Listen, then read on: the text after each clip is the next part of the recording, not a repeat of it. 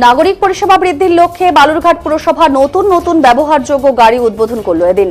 বিভিন্ন ওয়ার্ডে সাফাই কাজে ব্যবহৃত হাতে টানা 100টি ট্রলি, 25টি ই গার্বেজ ভ্যান, পুজোর ব্যবহৃত সামগ্রী সংগ্রহের জন্য আরও 5টি ই ভ্যান, 1000 গ্যালনের 5টি জলের ট্যাঙ্কি এবং একটি হাইড্রোলিক ক্রেন উদ্বোধন করলেন বালুরঘাট পুরসভার চেয়ারম্যান অশোক মিত্র।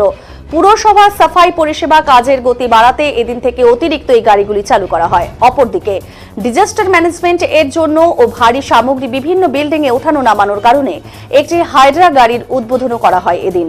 বালুরঘাট পুরসভার চেয়ারম্যান অশোক মিত্র জানিয়েছেন, পুর নাগরিকদের আরও বেশি করে পরিষেবা দিতে বালুরঘাট পুরসভা এদিন প্রায় 1,30,00,000 টাকা ব্যয় করে বিভিন্ন ধরনের গাড়ি পরিষেবার সূচনা করে।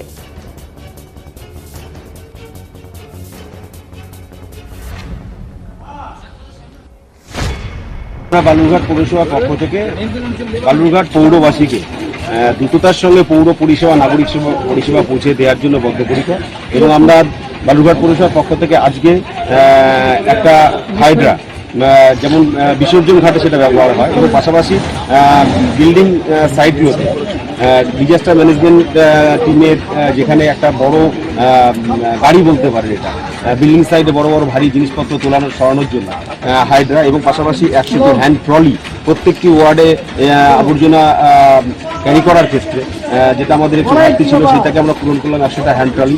এবং পাশাপাশি আপনারা জানেন যে বালুরঘাট পৌরসভার পক্ষ থেকে আমাদের যে পূজার সামগ্রী কালেকশনের জন্য যে টোটো সার্ভিসটা রয়েছে, ইগারওয়েজ আরও 5টা আজকে আমরা উদ্বোধন করলাম।